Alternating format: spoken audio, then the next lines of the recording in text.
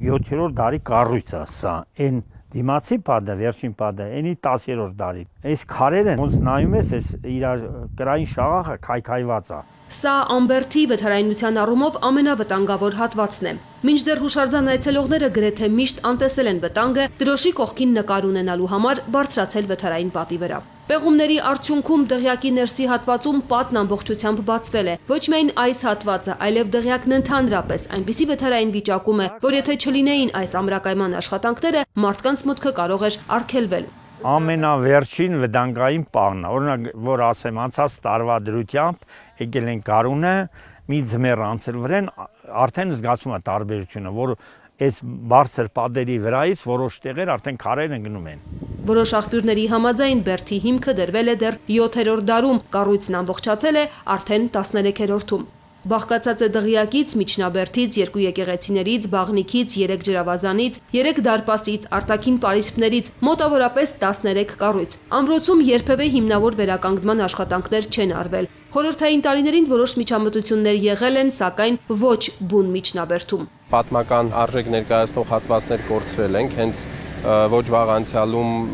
ձորը գլորված աշտարակներից մեկը անկյունային որպես օրինակ կարող ենք դիտարկել, ռեսուրսներով էր պայմանավորված, մարդկային կամ ֆինանսական, թե ուղղակի հաշվի առնելով իր տեղանքի բարդությունը, հուշարձանի բարդությունը չեն համարձակվել, այսպես ասած, մոտենալ հուշարձանին եւ սկսել վերականգնումը, բայց ինչն էլ որ լիներ պատճառը, դա բերել է բազմաթիվ կորուստների, որից կարելի էր խուսափել, եթե աշխատանքներ տարվեին։ Այս վերջին ճակում քարերը պտտվել են, այսինքն վերևից ընկել են, քիչ-քիչ պտտվել են, դրա համար սա վտարային վիճակ է։ Անցած տարվանից ամրոցում ամրակայման ու մասնակի վերականգնման աշխատանքներ են սկսել։ Նախագիծը կազմելիս հաշվի են առել բոլոր տարիների ուսումնասիրությունները, արխիվում պահպանված տեղեկությունները։ 1992-ին ուսումնասիրություն է իրականացրել հայ-գերմանական արշավախումբը, 2005-ին հայ-իտալական, 2018-ին դարձյալ պեղումներ են արել, տեխնիկական վիճակն են ուսումնասիրել։ Հնագետներն այստեղ վերսկսել են աշխատանքները 2022-ին։ Ամրակայման աշխատանքներին զուգահեռ նաև ներսում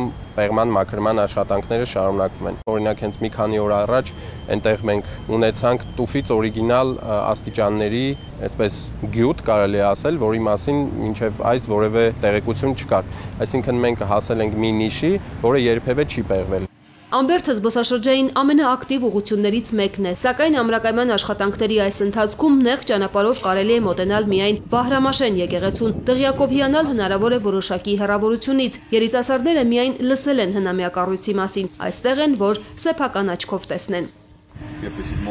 Մի ամրոց, որի կառուցումը սկսվել է 7-րդ դարում, չէին կարող չտեսնել, հրաշալի է։ Հիմա արդեն մտածում ենք վերադառնալ նաև վերականգնման աշխատանքները ավարտելուց հետո։ Ամբերդում առաջին անգամն ենք, տպավորիչ է, հատկապես աշխարհագրական դիրքը։